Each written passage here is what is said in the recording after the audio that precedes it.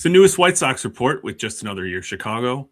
It's been a pitching disaster on the south side, a streaky offense, and the White Sox are back in Bridgeport. But if you're glad baseball is back, despite the way that the White Sox have started the season, hit that like button. And if you're excited to see live baseball in Chicago again, comment Go Sox down below. Let's start here. The pitching has been an absolute disaster to start the season. And the ERA looks terrible. The defense the other day in Miami with the outfield was definitely like a clear part of the problem because they didn't call it an error, but there was a clear error, which I hate that rule. But overall, just it's been bad. Shane Smith looks terrible, and I don't really know what to say other than that. It's just been really bad. So I got to ask you this. You think we owe Ethan Katz an apology? I was not happy when they let go of Ethan Katz in the first place. Like, there's a certain element of, like, you have to let the manager pick his guys that I can appreciate and I do like. And it's been 6 games, so, like, we can't – I don't want to make sweeping declarations. But, yeah, man, like, this ain't it. So as someone who's a former pitcher, like I just don't, and not that I was major league talent, so I'll put that out there, but I just don't really know what I'm seeing. Like there's a lot of uncomfortability. Feels like oftentimes, we're not calling the right pitches at the right time. Sometimes it looks like we're being a little predictable in counts. I have noticed that, and it, again, I'm not calling pitches. I wasn't a major league pitcher, but a few of those little things I've noticed, and it just kind of makes me wonder, like, what is Zach Bove been teaching these guys? Like, what was spring training about? Because I was hoping these struggles were going to be out in spring training. Like maybe we're giving up 7 runs a game in the spring when it doesn't matter. Not, now we're sitting here with the 8.6 ERA as a team. Well, and the thing about spring training in Arizona is, like, breaking balls don't move the way that they do anywhere else. So it's hard to judge too harshly in Arizona. But, like, Shane Smith's fastball, which was elite last year, like 99th percentile per baseball savant, it's looked bad. Like, he hasn't been able to locate it at all, and he's just not making good pitches. And then you go down the line, like, it just has been ugly for pretty much everybody. Yeah, and I don't know if this plays into, like, Shane Smith, a guy who was an all-star last year, very, very good, competent pitcher. I don't know if he's almost in his head a little bit where he's kind of like, I don't have the best supporting cast. Like, after seeing a few errors, he's like, I got to do it all myself. You end up, trying to overthrow the ball. You can't pinpoint. Your breaking stuff is just not on.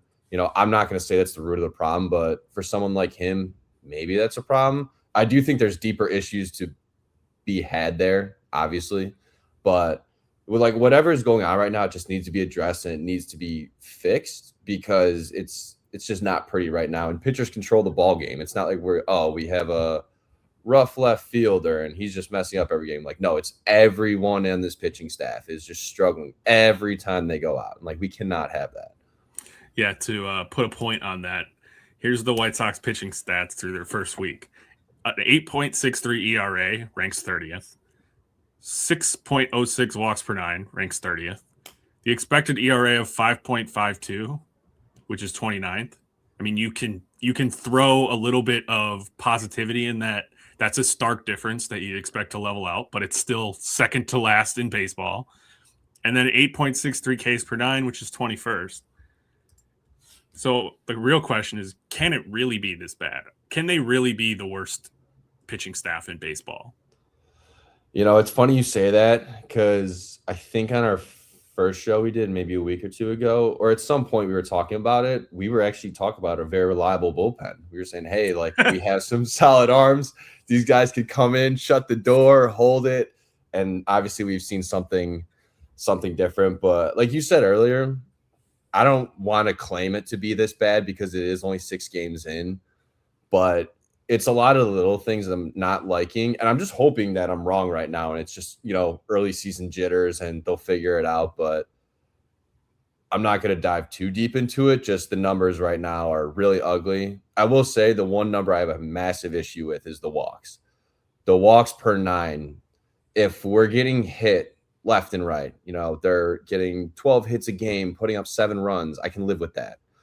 If we're giving up all these walks and just letting guys freely get into scoring position, there's nothing you can do about that. There's no help there. Yeah, I mean, and we talked about it after the Brewers series, but they just like people are just stealing at will too. So it's like you walk a guy and he's on second base almost. And so, we'll get to this a little later in the show, but we're striking out at a really high rate on offense, and we're walking guys at a very high rate on pitching. I know we've been pretty firm, and I've been pretty outspoken about the fact that there's not enough starting pitching on this team right now.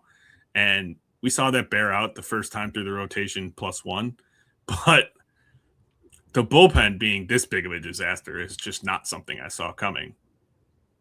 Yeah, and like last year, years past, it feels like if you're up 2 runs, you can send this guy out there. If you have this massive lead, just trot whoever out there, just to get the game over with. But right now, I think it's a crapshoot. You just go down the list and he's like, okay, whose arm is the freshest, and throw them out there, because no one's really solidified themselves anywhere, whether it's a middle reliever, a long reliever, sure as heck not a closer. So there's a lot that this bullpen and the starting pitching staff needs to figure out. Yeah, and like some of these guys have only pitched once out of the bullpen, and most of them haven't pitched more than twice. So that part is like, don't panic. But at the same time, like for everyone to look this bad, it's just not a fun watch. And I think as White Sox fans, we're just sick of bad baseball. Like we're just sick of it. We've been watching it for too long. Even when they were winning games, they were playing bad baseball in 2022 and somewhat in 2021 in the second half of the season. And then the disaster of the last 2 years, it's like, what's there to look forward to if every start to every season is just this giant hole, this giant black hole? Yeah, and like it makes you think about the last couple of seasons, and 2024 is just a season to forget. It was what it was. There's no changing that. But it's just like, how much worse can it get? And then it's like these little things happen and there's like no structure. We struggle with just simply pitching and putting the ball in play. And it's like, oh my God, is it really this bad? Like, are we really not progressing? And those are little things that irk me, but it's still 6 games in. Some guys haven't even had their second appearance, like you mentioned. So, I think it's still a little early to hit the panic button, but definitely some early signs of concern. Yeah, I mean the major concerns I have regarding the relievers are like you look at like the worst versions of some of these guys. Like Jordan Hicks is a guy who like he struggled a lot the last couple seasons, and like he looks like the same guy out there, not just his numbers, but he looks like that same pitcher who has been bad. And then like unfortunately Jetix Paez was clearly not ready for the major leagues. I don't know why they even bothered to keep him on the major league roster if they were going to cut him after 3 appearances, because he didn't look all that good in spring. Like he looked okay, but I just kind of thought they were going to try and keep him for a month, see if they can work on stuff. And if they couldn't, then they cut bait, but they cut bait already, which again, might not be a big deal. He might not be good for a couple years. He might go back to the Red Sox and they might send him back to A-ball for all we know. But it's just like doesn't seem to make a whole lot of sense what they're doing. And that's where I have the bigger issue. Like the decision making seems poor. And that's the frustrating part. Yeah, I agree, because it makes you think, why are we, like Paez, like why are we blowing? I don't want to say blowing, but why are we using an opening day roster spot?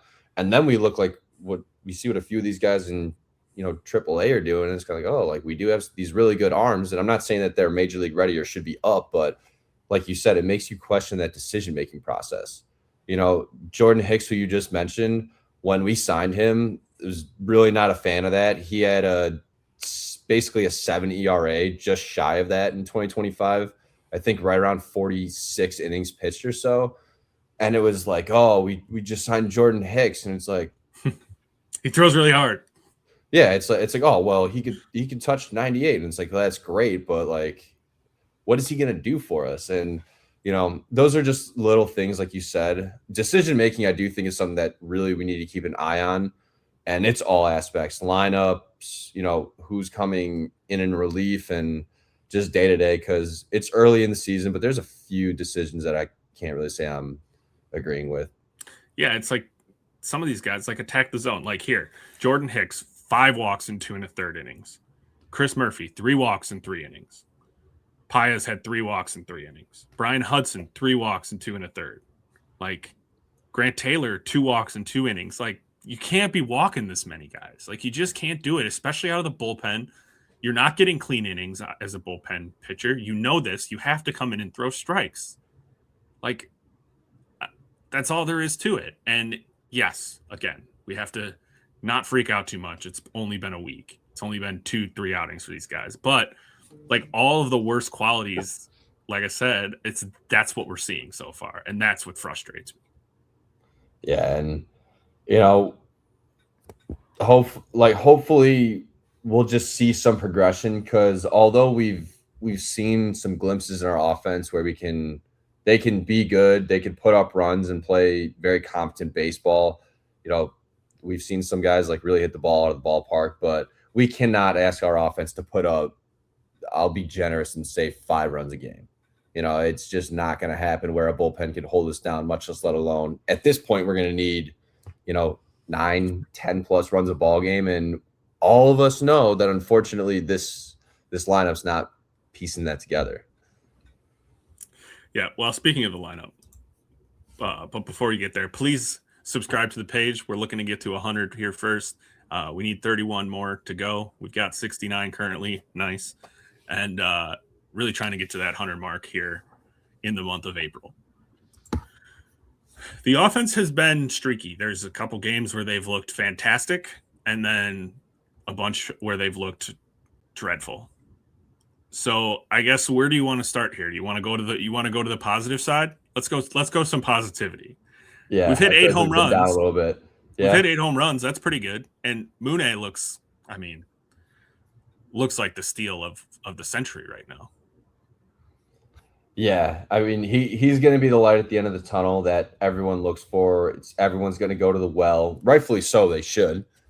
He's shown these early signs of a very competent hitter, and we've been seeing on White Sox Twitter the last couple of days. Some fans from Japan have been getting involved, and they're really starting to tell us like, oh, you guys know nothing about this kid yet. And that makes me feel really good, because if what I've seen thus far means I haven't seen anything and they've seen a ton, that makes me feel great. But, just again, his overall approach to the plate is very mature for, someone of his age, that's his caliber of player. And I love seeing that. Yeah. I mean, that's what gives me like the most hope for him, is the approach at the plate. He's got a good eye.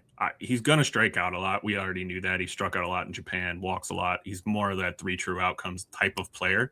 The one thing I want to say that I thought was funny from those interactions with the fans of his from Japan is, did you see the people on Twitter who were like, sorry to all these Mooney fans from Japan who have to watch this god-awful team? And all of their response was, yeah, we're used to this. If there's one thing we've seen, it's Mooney doing awesome things on a terrible baseball team. And so that part makes me laugh, gives me some levity that just helps when you're going through a rough stretch to start the season. Oh, for sure. We literally found White Sox Twitter in Japan. It's awesome. It's just like back when we pretty early when we had Chris Sale, and it was like we'd really only win like every 5th day. When he was out there, he'd go out, strike out, 10 plus, throw 7 innings, and we'd win a ball game like 1-0, 2-0, just because he helped us in there. Like that's kind of like what he reminds me of right now. He's just this one stud player on kind of a lost team. But no, it's so awesome like seeing those interactions because it puts a huge smile on my face. Yeah, and then that Miguel Vargas game was awesome in the first game of the Marlins series where he had the grand slam and just looked really good. And I mean, if Miguel Vargas can put it all together this year and become a guy who we can look at to play every day on a team that's actually like taking a step up and like trying to compete for a division, that would be a huge win. I mean, this guy, he was a very highly rated prospect and then just kind of fell off. But the second half of last season, he was really good. So he's a guy I'm hoping that we can see more of this going forward. Well, and it's funny you say that because like I think I'll say fairly highly of him. Like where do you see him being as a little bit more of a veteran in the league? Like where do you see him being in this lineup, or what do you see him doing for the lineup? I guess I should say. Yeah, I mean, I think if the White Sox get to a point where Miguel Vargas is hitting like seventh in the lineup, like it should be a pretty good lineup. Like he's a good hitter, but I don't think he'll ever be a great hitter. But not everyone can be. And the thing I like about him is he he can play a decent third. He can play first base, and we've seen him play second. I don't really love that experience, and I don't expect to see it much with all the shortstops the White Sox have in their system. But in a pinch, he can play second. I mean, if we're talking like ideal world, he's like probably your fifth infielder, right? Where he can mix and match and play, close to every day, but not at a set position. I think that would be my ideal point from a team perspective. But I don't know that he's going to be a guy who can carry a lineup at any point in his career. No, I agree. I don't see him really being the heart of the lineup, what here or anywhere really, and it's not a shot against him, it's just the type of player he is. He just seems to be more of that role player who's gonna be, like you said, he's gonna be an everyday guy. Is he set in the lineup? No. Is he set in the infield? No. But he's gonna be in there. He's gonna be getting at bats, probably playing the corners mostly, like you mentioned. But if he's someone who could just I know last year early on he struggled. He tweaked his swing a little bit. He started to figure some things out. Like if he could just be there as a, R5 hitter, or if he's in the four hole here and there, and if he's hitting 250 and like if he's just moving guys and just being again a role player, like I can live with that. I don't have a super high ceiling for him, but I guess I expect a little bit more out of him. Yeah, like I think he could be a 20 to 25 home run guy and hit 250, 260 doing that. That would be that's a very valuable player. That's probably, if he could be a 2 to 3 WAR player, you need those guys. You have to stack those players in order to be good. And we don't have a whole lot of those. Chase Mydros, a guy I think of, could be that type of player as well. And he's off to a pretty solid start. But I'm not looking at him to be one of those 5-6 WAR guys, hit 35, 40 home runs. And I don't think he necessarily has to be. I think we have guys that can get there, like Colson and Mooney, and then, maybe Sam Antonacci can be that one day. Rock Chalowski hopefully will be that guy as well. But I think he could be a valuable everyday player. I just don't have that high ceiling that I thought maybe he might have had a couple years ago. Yeah, when we first got him, I was thinking he might be in that, first tier of this roster. And maybe it was just, kind of wishful thinking. He came from the Dodgers, obviously phenomenal organization, what they've done the last forever, really. But I mean, overall, like he's like that second tier where like he's going to contribute a good amount, but he's not going to be your end all be all. Like we know who those guys are who are going to be our, if you want to call them like platinum tier players. It's just he's not there, but we still need him to contribute as that, call it second tier player that he knows he can be. He has a talent. We saw it the other night. It's just we need more consistency out of him. Yeah, and another guy I'd like to point out that we haven't really talked much about, I don't really know that we know that much about, is Tristan Peters, and he's been getting on base a lot. He doesn't have a ton of power, but he is a guy who could be a contributor as well. I think by the end of the season, we won't see Tristan Peters playing every day. At least I hope not. But he's off to a very solid start, and he's impressed me with his approach at the plate as well. Well, yeah, and for someone who, especially, we got to look at our outfield right now. I will not say anyone is set in stone in that outfield. So for having all these moving parts, guys are going to be moving in and out every single day. If he can be someone who's going to be in and out of the order, and he's obviously hitting above 300, it's a massive help for us. But he looks to be a little bit better with his eye at the plate, not just putting the bat on the ball, but then also, like he's drawn a couple of walks. His strikeouts not as high as some other guys. I'm not going to say that's as low as some other guys, but by the same token, I don't think he's going to be the everyday guy, but if he can be a competent plug and play guy or every other day guy, I'm happy with that. I could totally live with that out of Tristan Peters. Yeah, agreed. There's also a couple of dumpster fires so far to start the season. The 34% strikeout rate as a team is an abomination. It's near the bottom of baseball, and you're not going to score many runs regularly if you strike out that much. And I look at Edgar Caro and how he looks at the plate, and no, he's not been striking out a ton, but he just weak contact after weak contact, and I can't wait. I'm really hoping Kyle Teal comes back soon to hit right-handed pitching, because Caro is certainly not jumping at the opportunity that he's been given right now.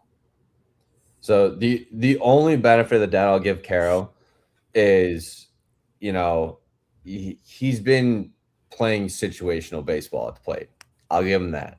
Yeah. So, he's been moving guys when he needs to, bunting, like he's been more of that situational hitter. So I'll give him that at the end of the day, but still not really seeing what I'd like out of him, especially because we're in a spot right now where he really needs to be taking over that preliminary or primary catcher spot. Because if it's looking like this, like Teal's going to come back and they're going to be like, you're playing every single day until, your legs fall off. Not actually, but close to. Yeah, and then the two veteran outfielders, Austin Hayes and Andrew Benintendi, just bad. Striking out a ton. Benintendi's hitting 200. Hayes is hitting like $158. Like, if you can't count on those guys to give you professional at bats, at least, like it's brutal. And so the outfield is just such a dumpster fire. Like you just said, like I don't know. Like, those are the two spots, the starting pitchers and the outfielders, where it's like, if the White Sox really wanted to try and be good this year, they would have given those units some help, and they didn't. And that should have told us a lot about what the season's going to look like on the whole. I still think that this is a team that, like I said on our preview episode a week ago, is just going to look terrible for weeks at a time. And it just really sucks that one of those times is the beginning of the season. I was going to say the first 6 games of the season. But I mean, the outfield is worrisome to me, because I was worried about it going into the year. Pereira clearly has a lot of pop, but he swings at everything. And so I don't know how long that'll be tolerated. I mean, he hit, like, when he makes contact, he hits the ball really hard. There's no doubt about that. Yeah, I mean, he's slugging 500 right now, but 7 strikeouts and 16 at bats isn't really pretty. When you're slugging, your strikeout rate's almost the same. That's not the healthiest of signs. But no, I think you hit it right on the head. There is, even if we're not getting these massive contributions out of those veterans like Benny and Hayes, professional at bats. Like you guys are seasoned veterans. They've done their time. They've been heart of the lineup guys on a few other teams too. So it's not like they're just, veterans by time wise. They're also veterans in just what they've accomplished in the past. And those are guys who need to have professional at bats, teach these young guys, what professional at bats are. Another guy hitting 200, my guy Colson. I'm really struggling to watch him right now because, I was very, very high on him this season. Much. He just strikes out a lot. But he's gonna that's gonna be him forever. Like that, even when he's like on, he strikes out a lot. So I'm not super worried about that. It's some of the because it's more the outfielders that are bothering me, and it's more Hayes and Benintendi who they just should look better, even if they're not like going crazy carrying a lineup anything. Like they should look better than they do at the plate, just more comfortably. Well, right, and you think about that because chances are they're probably going to be both in the lineup more often than not. So if Benintendi is playing left, well, there's two outfield spots, that are taken up, and we're probably going to see Benny more at the DH spot, I would personally think. But we just need to figure out the outfield. Yeah, well, that's definitely true. All right, looking ahead to this weekend, the White Sox are returning to Bridgeport. Home opener Friday, which I give the team credit. They didn't Reinsdorf the fans for the first time in what feels like forever. I cannot believe they did not try to hold off today until they could get that parking and concession money, but they didn't. So it sets up for a pretty fun matchup, at least at the start of the game, for the White Sox and the Blue Jays. Did you see who the Blue Jays are starting tomorrow? He'll get quite the ovation that Dylan sees. Have you seen what he looks like right now?